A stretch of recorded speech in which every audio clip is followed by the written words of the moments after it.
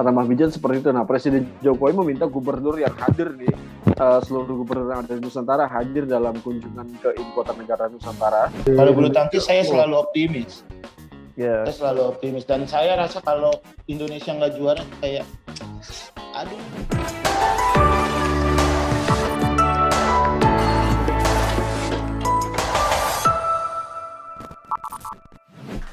Halo sobat Lagiku, balik lagi bersama kami tentunya di reactionjpn.com. Ada cerita di balik berita bersama gua Aristo nih. Lagi-lagi sobat gua nih.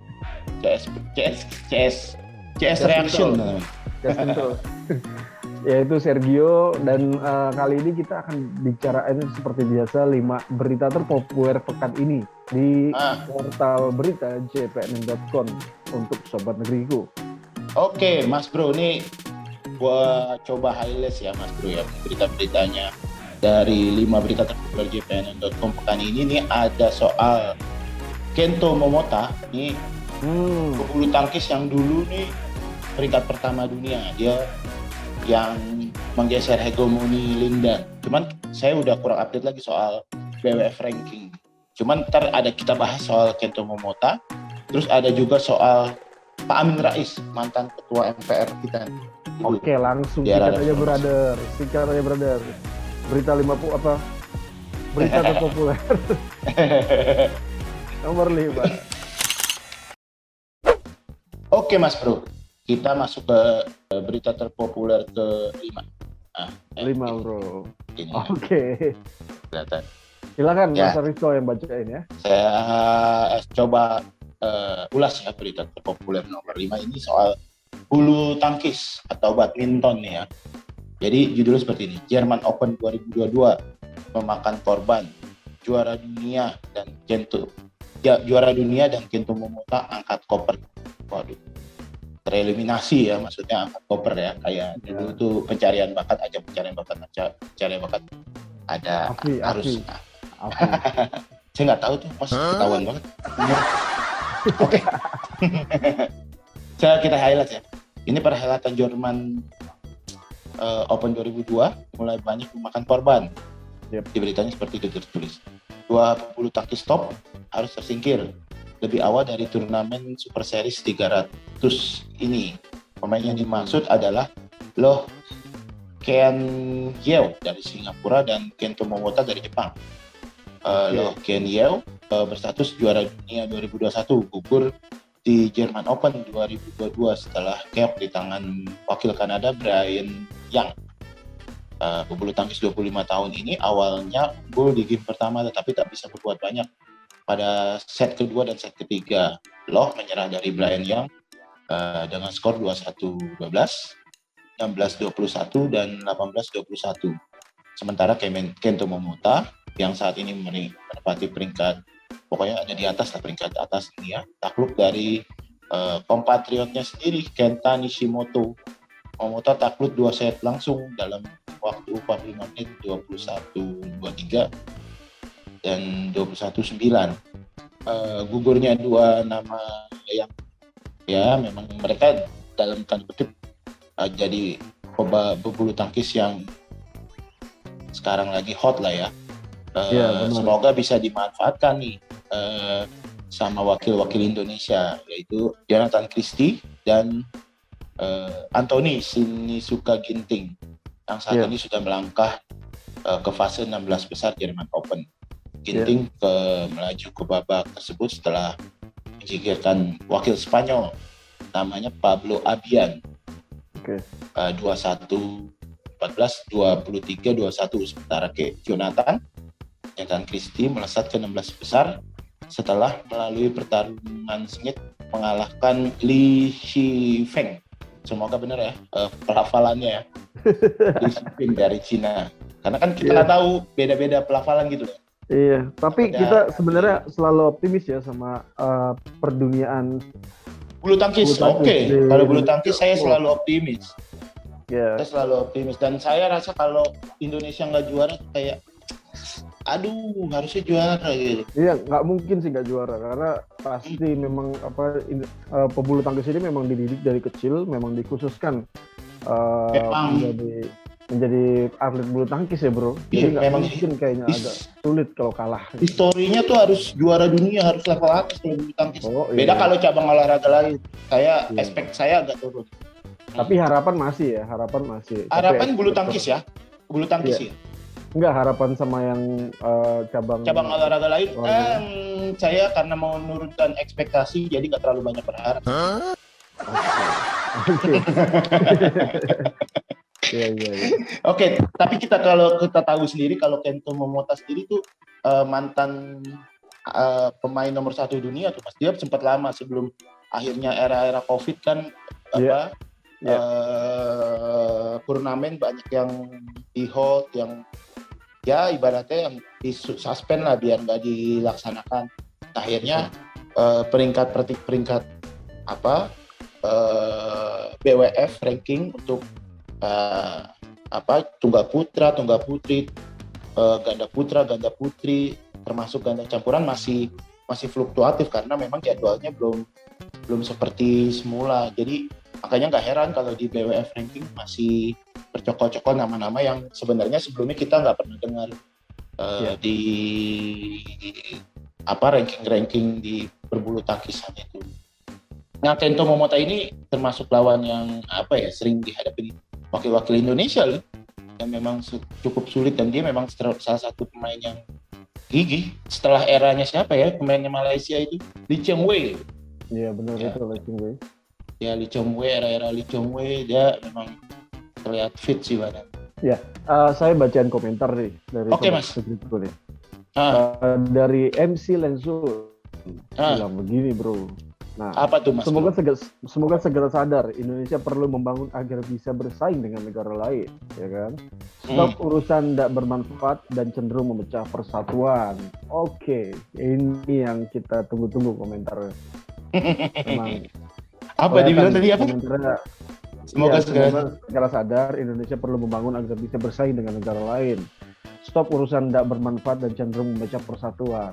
Ini yang bahasa-bahasa ini kita rindukan deh. Ya kita berharap pemain-pemain wakil Indonesia jadi semacam oase ya, jadi semacam oasis. Oasis ya biar ada secerca gitu. Oh, Indonesia masih mampu berbicara banyak di level dunia gitu. Iya. Dan tidak melulu soal-soal lain. Jadi udah bulu tangkis menang juara. Ya, oke. Kita case close ya, bro. Oke, Mas Bro. Oke, tadi kita sudah masuk ke cabang yang sangat cabang olahraga diandalkan dari semua cabang olahraga yang ada di dunia maupun di Indonesia, bro. Nah, di reaction pekan ini nomor 4 saat ini adalah popur nomor 4. Saya akan bacakan headline beritanya. Setelah Wanda Hamidah, giliran Oscar Lawalata komentari rombongan ke Paris. Dalam nih bro katanya bro. Sempat rame nih. Iya, background masalahnya itu adalah sempat rame grup-grup artis itu, bahkan sampai grup artis yang punya notabene kuliner tapi ikut dalam acara desain, fashion show desain kan. Iya. Nah, ini dan mengklaim bahwasanya ikut Paris Fashion Week, padahal cuma di Paris doang, bukan Fashion Week ya. Ajang dari Kemenkraf, bukan Fashion Week itu. Nah, salah satu desainer Indonesia yang memang namanya sudah melalang buana di kancah internasional yaitu Oscar Lawalata bilang begini. Desainer Oscar Lawalata turut berkomentar soal rombongan pemilik brand Indonesia yang tampil di Paris bersamaan dengan di headline bersamaan dengan ajang Paris Fashion Week.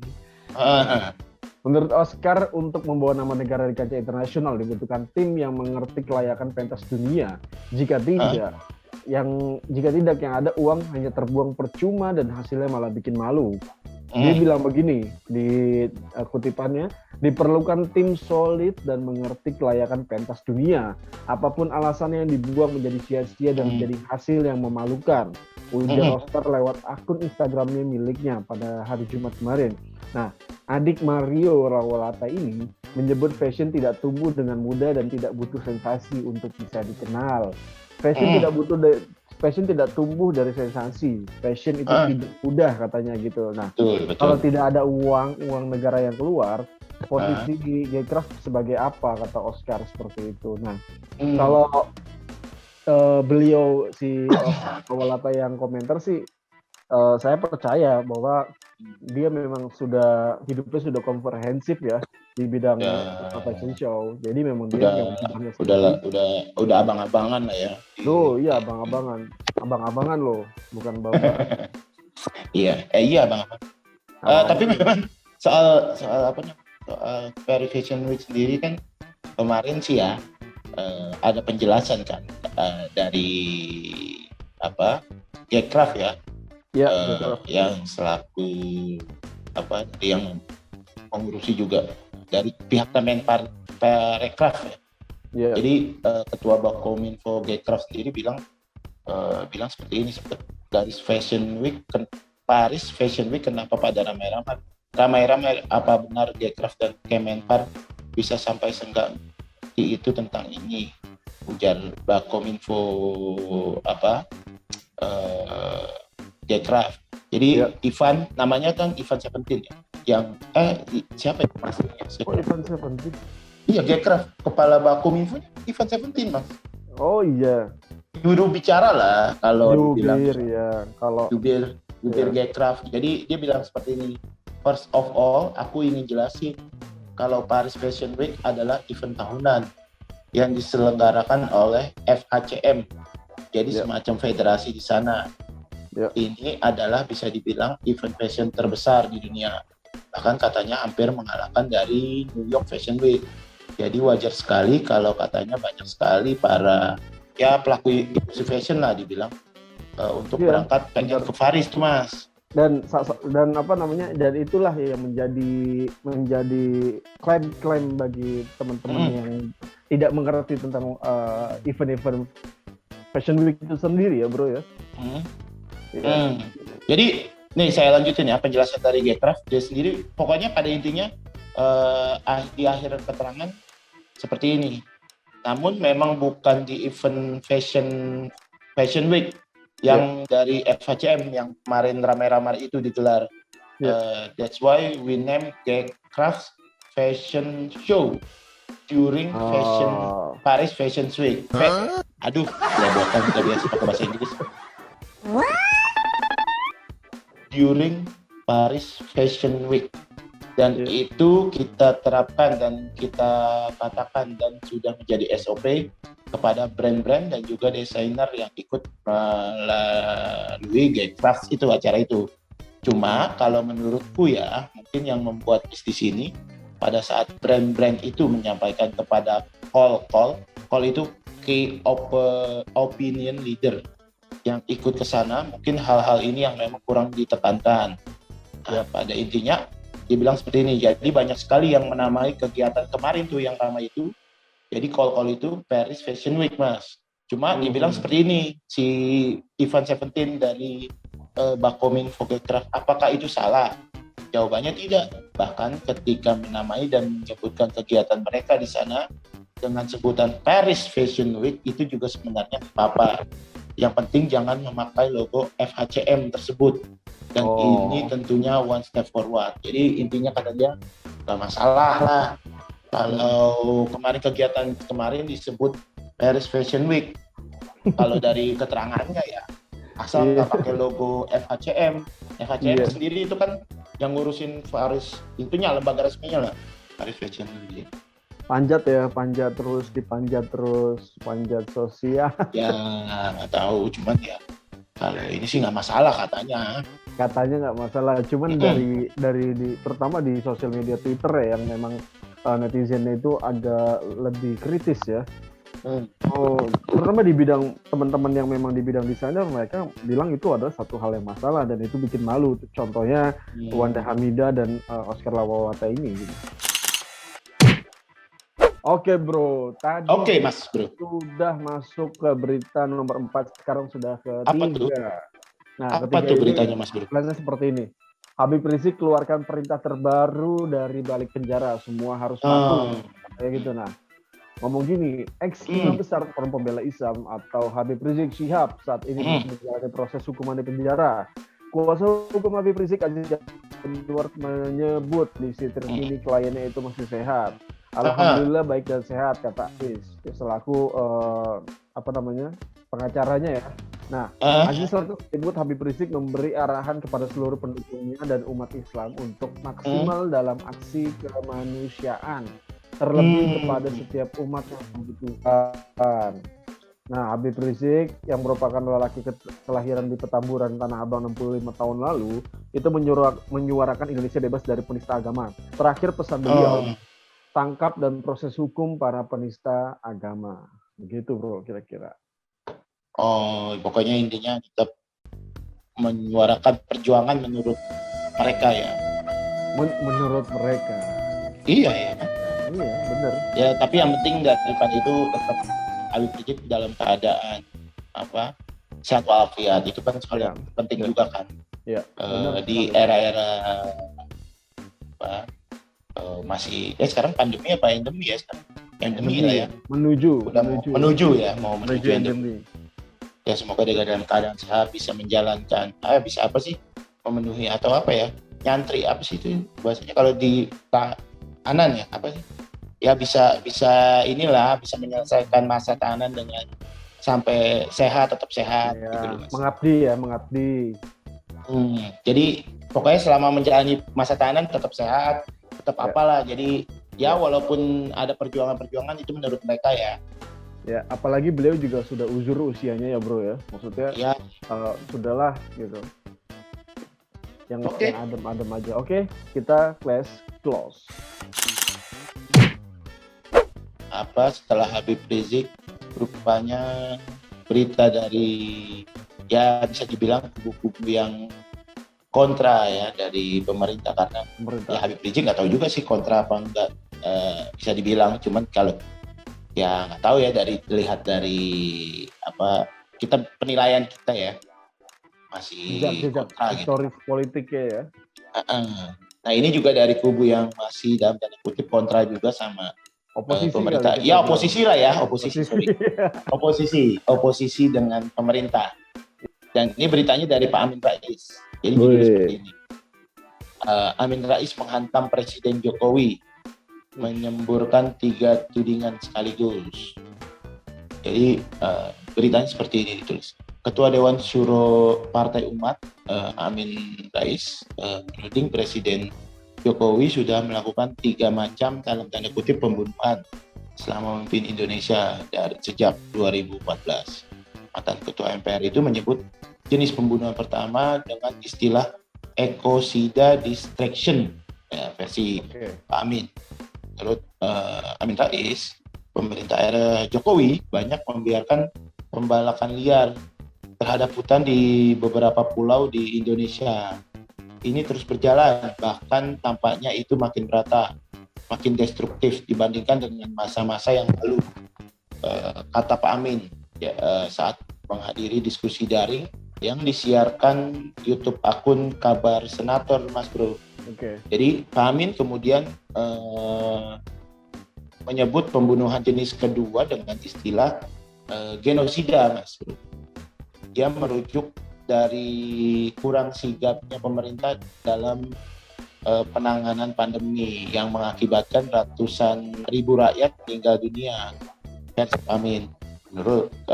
Namun kata dia, Presiden Jokowi tidak mendapat kritik tajam.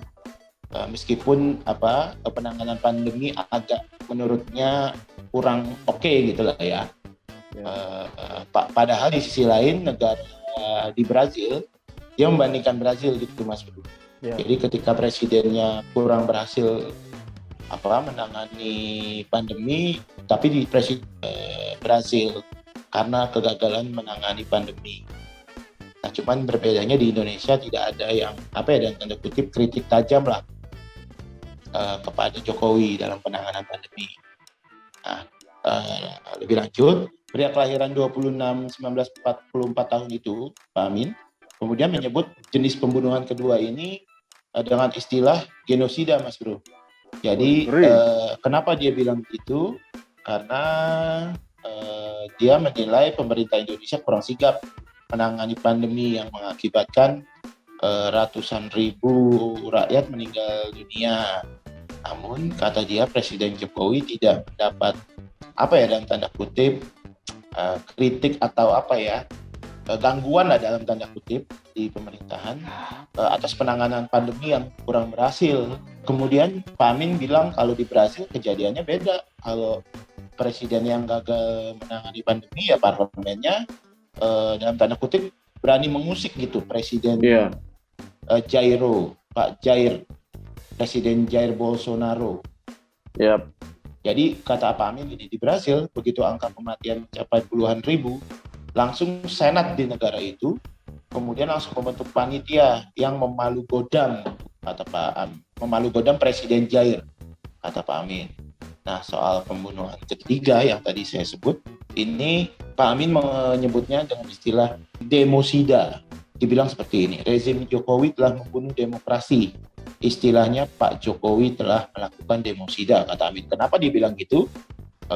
Menurut Amin, Jokowi menguasai suara di parlemen, baik DPR dan MPR. Pada akhirnya setiap kebijakan pemerintah tidak pernah menuai resisten lah, kalau bahasa mudanya, menuai kritik lah ya dari para legislator. Caranya menguasai DPR dan MPR sehingga hampir semua anggotanya menjadi yes man dan yes woman pada apa saja yang diinginkan oleh Pak Jokowi, ungkap Pak Amin. Jadi yang tadi saya disebut itu ada semacam dalam tanda kutip Pak Jokowi sudah melakukan 3 pembunuhan. Distraction tadi, ekosida distraction, genosida. Jadi itu Mas Bro. Nggak main-main ya dibilang pembunuh jatuhnya kan? Dalam Pak Amin memang mengistilahkan ya. Ya kalau dibilang ekosida karena kan dia beranggapan kayak pembunuhan tumbuh-tumbuhan gitulah. Pembalakan liar itu kan termasuk pembunuhan juga kalau kalau bisa dibilang kasarnya ya, ya menurut Pak Amin seperti itu, ada 3 jenis pembunuhan Mas. Rally pembunuh langsung Pak. Karena dikaitkan langsung dengan presiden ya. Paling kita tunggu kali ya 2024 Pak Amin Rais jadi presiden ya. Apakah dia melakukan pembunuhan dalam tanda kutip gitu atau gimana ketika menjabat menjadi presiden, ya? Atau gimana? Coba baca Sobat Biku ada komentar apa mereka? Oke Mas Bro, ini saya bacain ya komentar dari para warganet atau pembaca-pembaca dari Sobat Negeriku. Oke, keren. Dari Angga Merjek 9. Sebenarnya maunya apa dan bagaimana Pak? Apa nggak pingin hidup tenang dan damai, menikmati hidup dengan anak cucu di rumah Pak? Itu kata Angga Merjek 9. Satu lagi ada dari Mas Ari, tapi bukan Aristo Setiawan ya. Mas Ari. Nama akunnya Mas Ari. Jadi tua umurnya aja Mbah, tapi tidak bisa menasihati yang muda. Mbah Amin ini disaksikan rakyat, kasih wejangan yang baik-baik lah buat rakyat.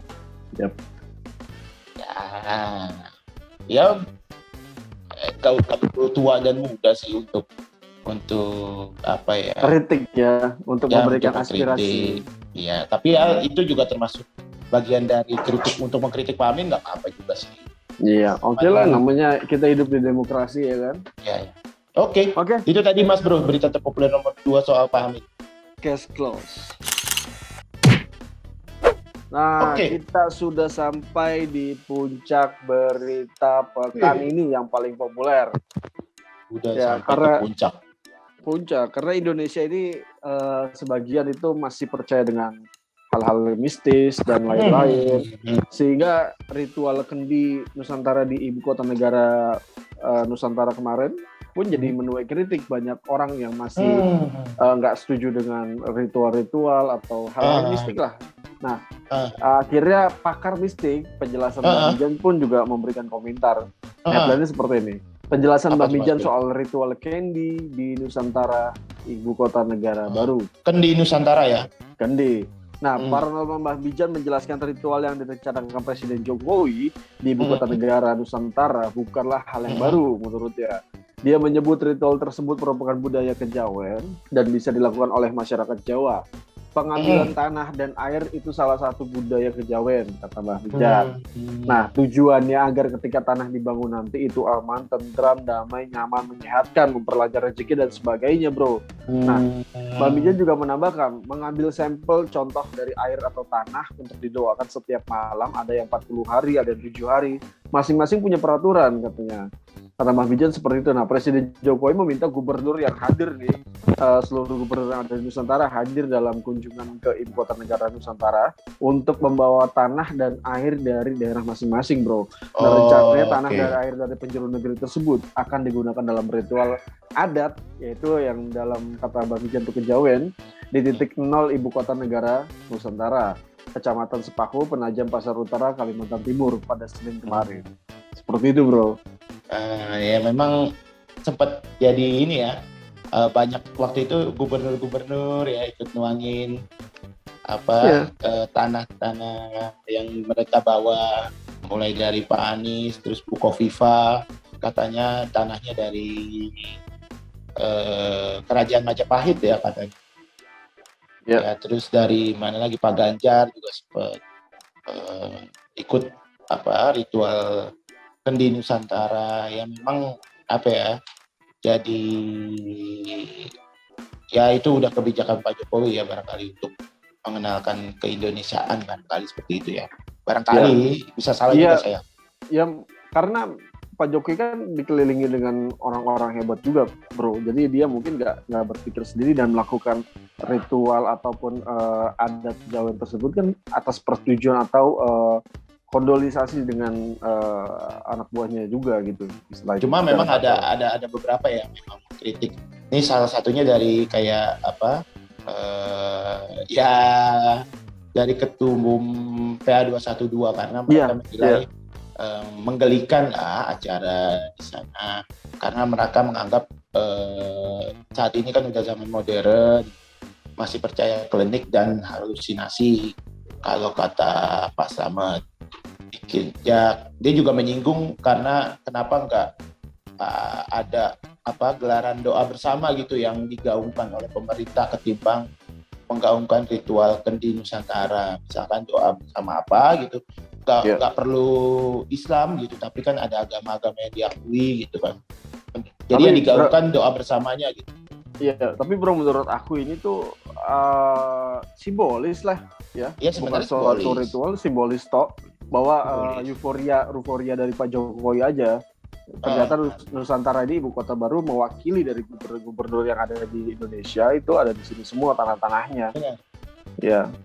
Kalau misalkan supaya seperti menjadi sehat, tentrem atau lebih damai itu kan doa bersama. Itu pun juga dalam esensial itu dikatakan itu adalah berdoa karena kita berharap kan. Nah, menurutku gitu ya secara akal sehatku ya. Kalau mungkin akal sehat ya PA 212 nggak sama ya mungkin aku yang salah. Ya cuman mereka lebih memilih kenapa yang nggak digaungkan dulu doa bersamanya sih, lebih seperti itu. Ya barangkali menurut mereka ritual boleh, cuman ada gaungkan karena mereka kan beranggapan Pancasila gitu kan, katanya Tuhan Yang Maha Esa. Ya mereka beranggapan kenapa nggak yang digaungkan lebih awal gitu doa bersamanya. Nah, itu seperti itu sih mereka beranggapan. Oke. Ada komentarnya seperti apa dari sobat negeriku? Nggak ada deh kayaknya ya. Kurang terlalu ini menurutku terlalu krusial juga kalau komentar aneh-aneh karena ya ada banyak pro dan kontra juga. Pokoknya kita berharap dari pembangunan IKN entah itu ada setelah ritual atau pokoknya yang penting bangun IKN ya kalau memang jalan ini sesuai aturan. Yang penting nggak melanggar hak asasi manusia sebagai warga negara kan. Ya boleh juga komentar seperti PA 212 itu nggak apa-apa. Ya, oke. Kali ini kita sudah cash course. Oke, brother, kita sudah membacakan 5 berita terpopuler pekan ini khusus untuk sobat negeriku yang nonton cpnn.com. Favorit saya yang nomor terakhir sih, nomor 1. Yang mana Mas Bro? nomor 1. Oh, ini ya, Kendi Nusantara ya. Iya. Kalau saya soal ini sih, Tepok Bulu, karena saya kan selalu menyimpan apa ya, halo ini benar-benar menyimpan harapan. Ya, untuk bulu tangkis ya. Iya, jadi kalau bulu tangkis gagal, itu rasanya sakit gitu, patah hati gitu. Iya, padahal setiap hari juga patah hati itu ya. Beda kalau Indonesia kalah gitu di cabang lain gitu. Iya. Kalau di Indonesia tuh kayaknya marwahnya langsung turun ya, Bro. Iya, betul. Kalau kalah. Oke, bila mana ada salah kata dari kami berdua dan segenap tim reactionjapan.com, kami mohon maaf. Dan bila mana bermanfaat, silahkan di-share terus program-program yang ada di japan.com, terutama reactionjapan.com, agar kita selalu ada di sini terus. Ya nggak sih? Jangan lupa nih channelnya Mas Bro, untuk tetap di like, comment, and subscribe ya. Kalau sudah di subscribe, tolong loncengnya di on. Oke. Komplit itu. Kami pamit, sampai jumpa pekan depan. Saya Sergio Agasta dan kawan saya Risto Setiawan, pamit. Sampai jumpa. Salam. Bye. Dadah.